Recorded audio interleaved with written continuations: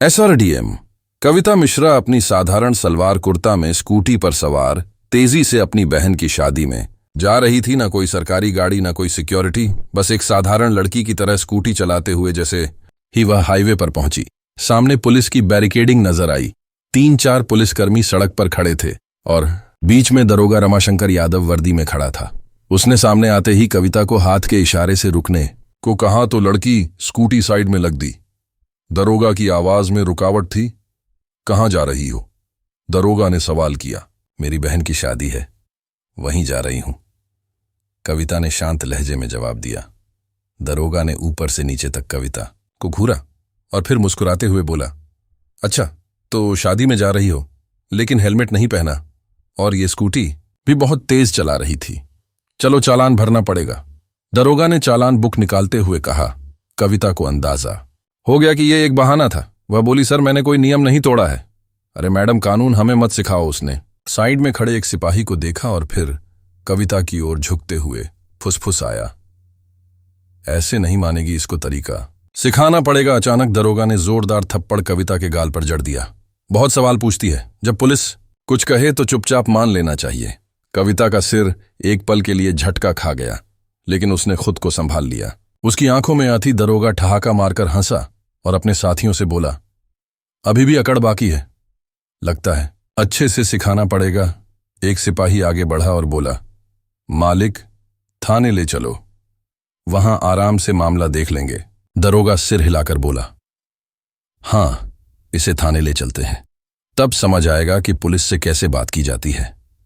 एक सिपाही ने कविता का हाथ पकड़कर खींचा। चल जीप में बैठ। कविता ने अपना हाथ झटका और गू से बोली, हिम्मत मत करना। दरोगा का पारा चढ़ गया। उसने अपने एक आदमी से कहा, इसका घमंड तोड़ो। एक सिपाही ने आगे बढ़कर कविता के बाल खींचे और जबरदस्ती घसीट की कोशिश की।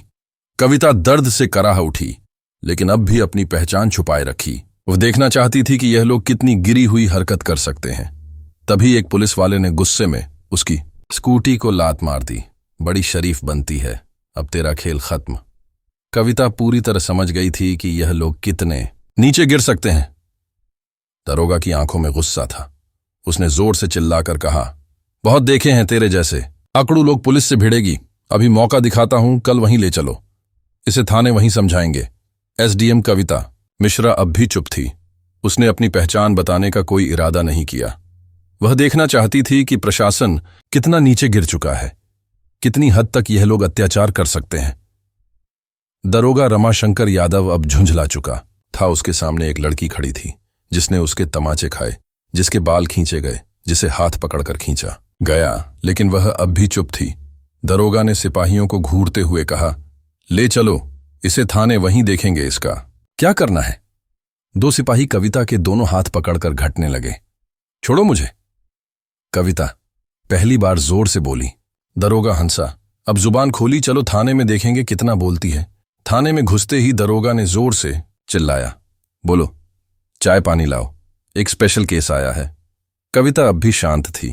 वह देख रही थी कि आम जनता के साथ पुलिस कैसा व्यवहार करती है।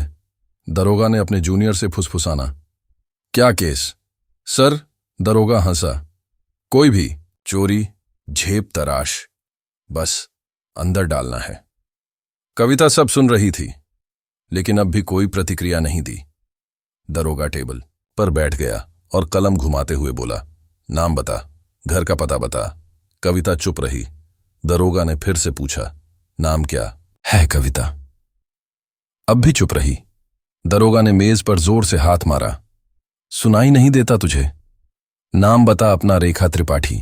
कविता ने झूठा नाम बताया। दरोगा हंसा, बहुत समझदार है तू, लेकिन ज्यादा चालाकी मत कर, वरना बड़ी गलती होगी। कविता को जबरदस्ती लॉकअप में डाल दिया गया। एक गंदा बदबूदार कमरा, जहां पहले से 2 महिलाएं बैठी थी। क्या किया तूने? एक औरत ने पूछा। कुछ नहीं, कविता ने हल्की मुस्कान दी। अब वह देख रही थी कि प्रशासन कितना गंदा हो चुका है। अगर एक एसडीएम तक को इस तरह बिना सबूत अंदर कर सकते हैं, तो आम जनता का क्या हाल होगा। कविता अब लॉकअप के अंदर थी। वह बस देख रही थी, सुन रही थी और सब कुछ समझ रही थी कि आखिर प्रशासन कितना गिर चुका है। वह हर पर गौर कर रही थी। दारोगा ने एक फर्जी रिपोर्ट तैयार करवाई।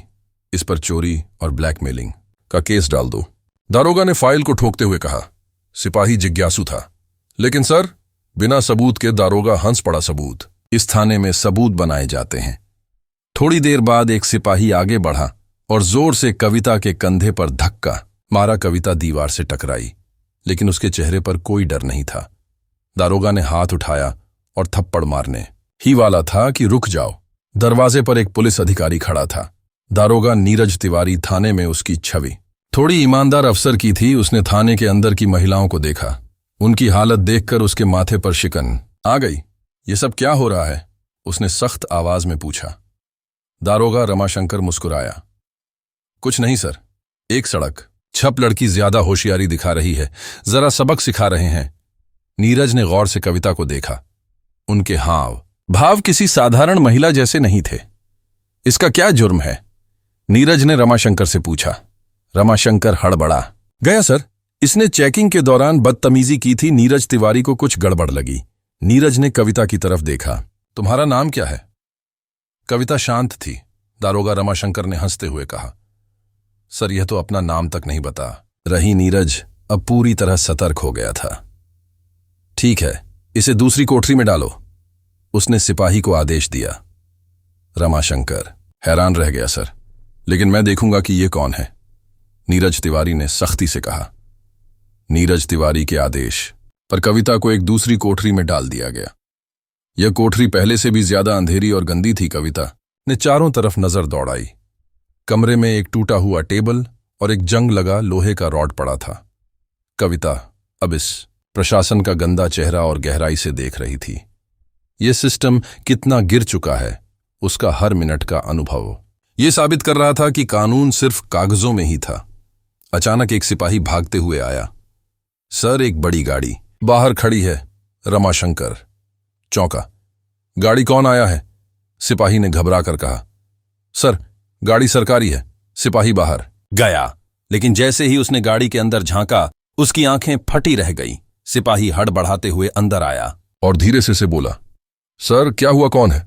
रमाशंकर झुंझला उठा। सिपाही ने कांपते हुए कहा। सर, डीएम साहब। रमाशंकर का चेहरा सफेद पड़ गया। नीरज तिवारी भी चौकन्ना हो गया। अब मामला बहुत बड़ा हो चुका था। डीएम साहब ने थाने में कदम रखा। उनकी आंखों में गुस्सा था। उन्होंने रमाशंकर की ओर देखा और कड़क आवाज में पूछा। दारोगा, रमाशंकर, क्या चल रहा है यहां? रमाशंकर घबराया हुआ बोला। सब साहब, कुछ नहीं, बस एक मामूली केस था। डीएम साहब ने टेबल पर पड़ी कविता की फाइल उठाई और ध्यान से पढ़ी। उनका माथा सिकुड़ गया। फिर उन्होंने कविता की ओर देखा। इस महिला पर 420 और ठगी का केस। डीएम साहब की आवाज गूंज उठी। उन्होंने रमाशंकर की ओर देखा। क्या सबूत है तुम्हारे पास? रमाशंकर अब पूरी तरह फंस चुका था।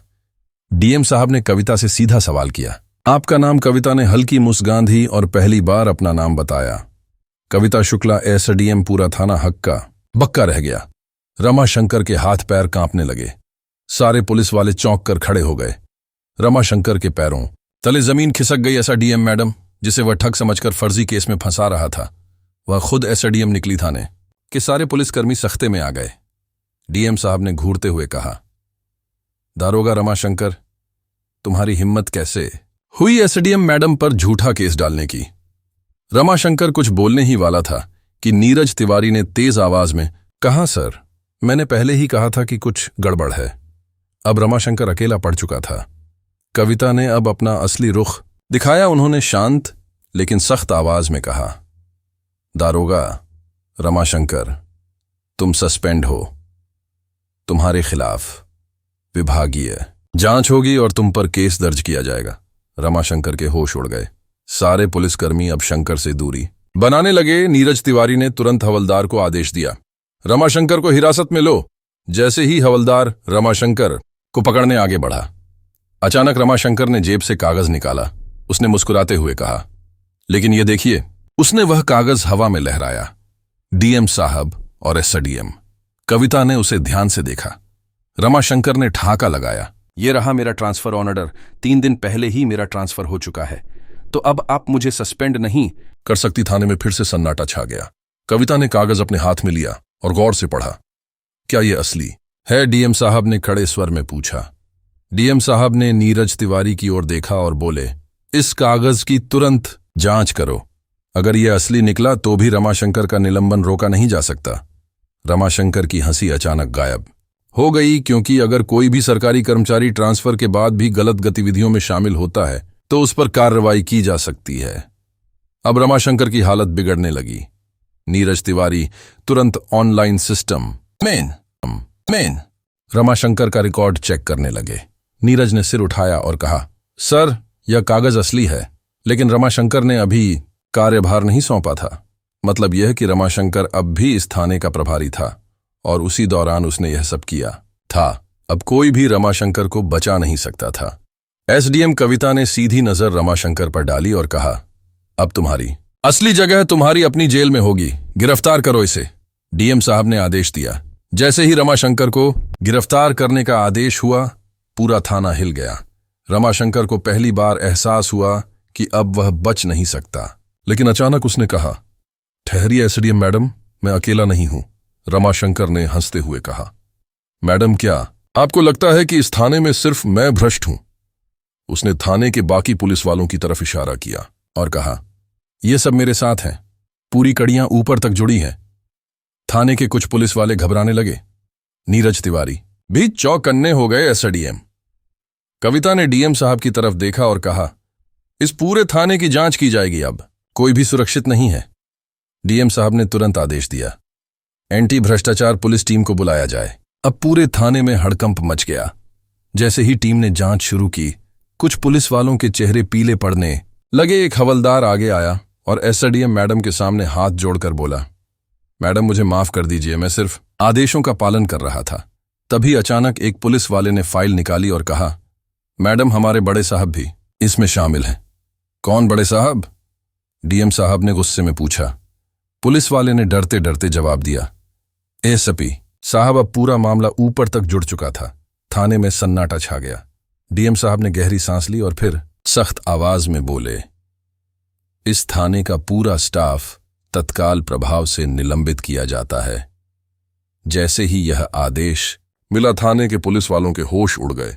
कुछ पुलिस वाले अपने फोन निकालकर किसी को कॉल करने लगे। कुछ लोग चुपचाप सिर झुकाकर खड़े हो गए, तो कुछ दारोगा भी बचने का रास्ता ढूंढ रहे थे, लेकिन कोई नहीं बच सकता था। एसडीएम कविता ने डीएम साहब की तरफ देखा और बोली, अब हमें एसएसपी साहब से भी जवाब लेना होगा। डीएम ने तुरंत आदेश दिया, एसएसपी को भी बुलाया जाए।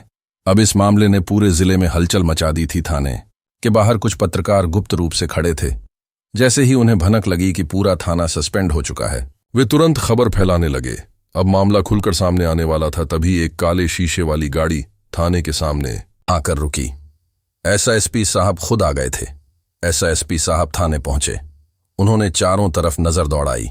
पूरा थाना सस्पेंड हो चुका था। उन्होंने गुस्से में कहा, यह क्या नाटक चल रहा है? लेकिन एसडीएम कविता शांत थी। उन्होंने एसएसपी की आंखों में देखते हुए कहा, आपको लगता है कि आप बच जाएंगे? नीरज तिवारी ने एसडीएम को एक फाइल दी। ये फाइल एसएसपी साहब के भ्रष्टाचार के सबूतों से भरी थी। कविता ने ठोस आवाज में कहा, एसएसपी साहब, ये देखिए, आपके सारे काले कारनामे। अब एसएसपी के चेहरे से पसीना टपकने लगा। डीएम साहब ने आदेश दिया, एसएसपी को तुरंत गिरफ्तार करो। अब पूरी पुलिस फोर्स हैरान थी। इतने बड़े अधिकारी को पहली बार किसी ने खुली चुनौती दी थी। जैसे ही एसएसपी की गिरफ्तारी हुई, पूरा मामला हिल गया। अब यह मामला राज्य स्तर तक पहुंच गया था। मुख्यमंत्री ने तुरंत आदेश दिया, जिले के सभी भ्रष्ट अधिकारी गिरफ्तार किए जाएं। इस आदेश के बाद 40 से ज्यादा पुलिस अधिकारी, 10 से ज्यादा आईएएस अफसर और कई राजनेता गिरफ्तार कर लिए गए। एसडीएम कविता की ईमानदारी ने सिस्टम को हिला दिया था। पूरे जिले में एक नया प्रशासन लाया गया, भ्रष्टाचार पर अब कड़ी नजर रखी जाने लगी।